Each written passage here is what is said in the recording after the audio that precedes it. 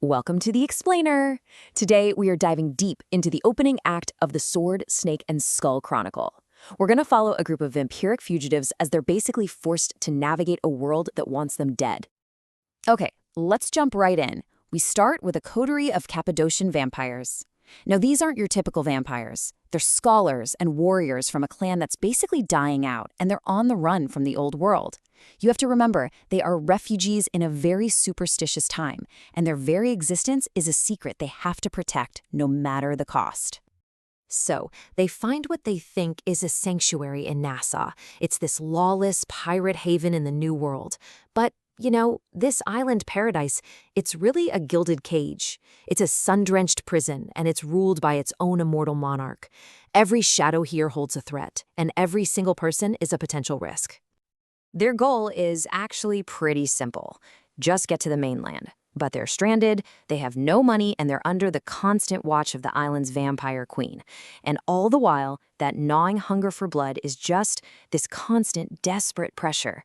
So the real question is, how in the world do they survive long enough to even think about escaping? Well, that delicate balance they're trying to keep, it doesn't last long. The hunger becomes just unbearable.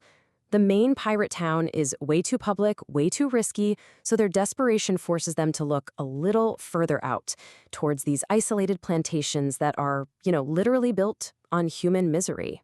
The answer to that? Oh, very far. They're facing the kind of madness that comes with true starvation. So the group targets this remote sugar plantation. And in their minds, they see it not just as a source of food, but as a chance to maybe right a moral wrong. They decide their target is the master of the house, a slaver. But they can't exactly just storm the gates. So they show up in the dead of night, pretending to be doctors. They spin this whole story about a terrible plague that's sweeping the island.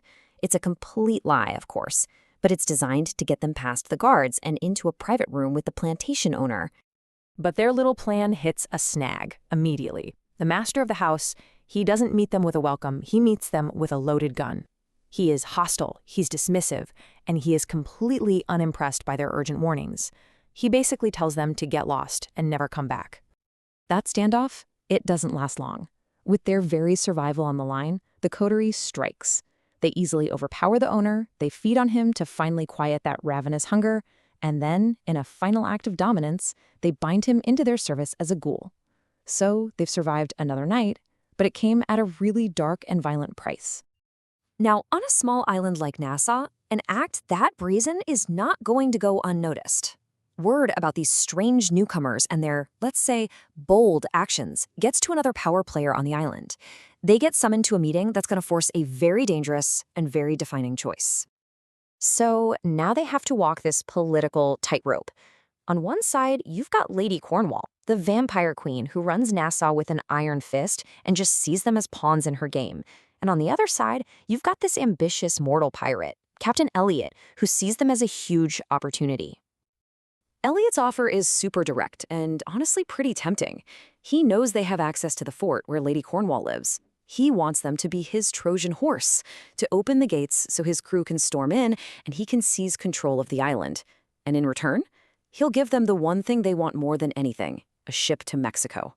It is a total deal with the devil, but it's a deal they decide they have to take. Okay, so with passage secured, the coterie gets on a ship headed for Havana. It's the first leg of their journey. But for a vampire, traveling by sea is a really dangerous thing. The days are spent in this forced, death-like sleep. And during this time, when they're totally vulnerable, their minds start to wander into some very strange, shared territory. So, one night, up on the deck, the scholar, Benedict, he confronts the warrior, Tariq. And he tells him that they've met before, but not in the real world. He says he saw Tariq in the Shadowlands, which is this ghostly reflection of our world, a realm of the dead where their spirits walk while their bodies are forced to sleep during the day. And Tariq's response is even more shocking. He reveals the truth about his own life. He actually was a ghost. For a whole century, his spirit was trapped in the Shadowlands. That is, until his closest friend, a powerful necromancer, performed a forbidden ritual to put his soul back into a physical body, forging this unbreakable bond between them. So, their long journey across the sea finally ends. They sail into the mouth of the river that leads to Havana. But any hope they had for just a simple, quiet stopover is immediately and completely dashed by what they see. The city is beautiful, but it's broken. The wharf is just a wreck of splintered wood. There's even a shipwreck visible, clear signs of a really violent battle. The main colonial plaza is pristine, but it's also completely empty, and a strict curfew is being enforced by armed guards. There's just this unnatural silence hanging over the whole city. As they're rowing a small boat towards the ruined wharf, something surfaces.